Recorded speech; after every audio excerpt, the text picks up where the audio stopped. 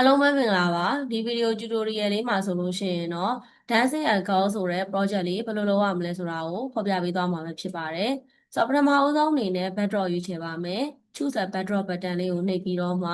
concert ဆိုတဲ့ backdrop လေးရွေးချယ်လိုက်ပါမယ်ပြီးတော့ဒီ cut sprite လေးကိုဒီမှာ recycle ပုံးလေးကိုနှိပ်ပြီးဖြတ်လိုက်ပါမယ်ပြီးရင် choose a sprite ထဲကနေပြီးတော့မှ people ထဲမှာဒီမှာကနေတဲ့ကလေးလေးယူလိုက်တယ်ပေါ့နော်ယူလိုက်ပြီးတော့သူ့ကို teacher တို့ကကစီချင်တာဆိုတော့ when a green flag နော် click လုပ်တာနဲ့ forever တစ်ချိန်လုံးပဲဘာလို့မလဲဆိုတော့ next costume ကလည်းဒါကြည့်လိုက်လို့ရှိရင်ကနေတဲ့ပုံစံပေါ့နော်ဒါကြောင့်မို့ next costume ကိုတောက်လျှောက်ယူလိုက်တယ်ဒီတော့ speed ကို control လုပ်ချင်တယ်ဆိုရင်ကျတို့က weight ထဲမှာဒီချက်ဒီနေရာမှာ0.3 second လောက်ပြောင်းပြီးရေးလိုက်ပါ okay နောက်တစ်ခုကဘာလဲဆိုတော့ကျတို့က music ပေါ့နော်တချင်းထည့်ချင်တာပေါ့ဆိုတော့တချင်းထည့်ချင်တဲ့အခါမှာ sound ထဲမှာသွားကြည့်တော့တချင်းက pop ဆိုတဲ့အတန်တစ်ခုပဲရှိတာဒီတော့တချို့က sound ထဲကိုသွားလိုက်တယ်အဲ့ထဲမှာကျတော့တချင်းအသစ်ရှာနေတယ်ဆို choose a sound choose a sound ထဲမှာတချို့က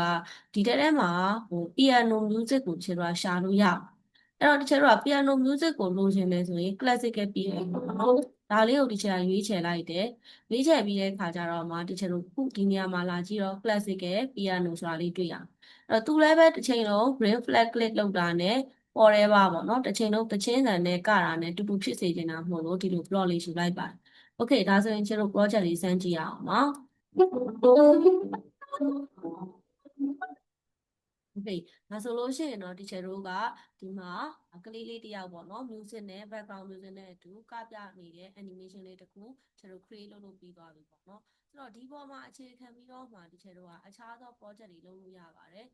ဥပမာဖြင့်ဒါလေးကို save လုပ်လိုက်မယ်ပေါ့နော်ဒါလေးကို teacher တို့ဒီနေရာမှာဆိုလို့ရှိရင် dance circle ဆိုပြီးတော့မှ save လုပ်လိုက်မယ်။ file တစ်ခုခေါ်လိုက်မယ်။ခေါ်ပြီးသွားတဲ့အခါကျတော့ကျတော့ဒီမှာ backdrop ထဲမှာအခြားသောဒီမှာပေါ့နော် channel လိုဟာမျိုးယူလိုက်မယ်။ပြီးရင်ကျတော့ဒီနေရာမှာ people ထဲမှာကနေတဲ့ပုံစံတွေရှိ။အဲ့တော့ကနေတဲ့ပုံစံရှိတဲ့ဥစ္စာပေါ့နော်ဒီလိုမျိုးပေါ့။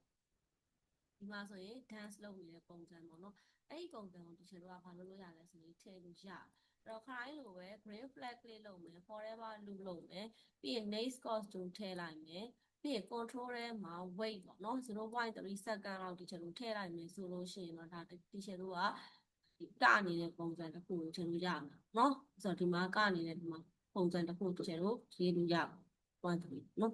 အဲ့တော့ထားလိုက်ဒီမှာ1 second အဲ့တော့အဲ့ဒါပြီးသွားလို့ရှိရင်တချင်းတန်လဲလိုက်ပဲ sound ထဲကနေပြီးတော့တချို့က choose a sound ဆိုတဲ့အထဲမှာကျတို့ရွေးချယ်တဲ့အခါမှာတချို့ကဒီ drum ပေါ့နော် DRUN drum ပေါ့ drum နဲ့ပတ်သက်တဲ့ music တွေတချို့ကရွေးချယ်လို့ရတယ်အဲ့တော့ဒီနေရာမှာတော့ dance ပေါ့နော်ကိုကြိုက်တဲ့ဥစ္စာကိုယူလို့ရပါတယ်เนาะဒီမှာတော့တချို့က drum machine ဆိုတဲ့ဥစ္စာကိုချိန်ယူလိုက်တယ်เนาะယူပြီးသွားတော့မှတချို့ခိုင်းလို့ပဲ green flag ကိုယူလိုက်မယ်ပြီးရင်တချို့ forever loop ကိုယူလိုက်မယ် sound နဲ့ကနေ drum တချင်းကိုယူလိုက်မယ် okay ဒါဆိုရင်ရှင်းလို့လမ်းလို့ရတယ်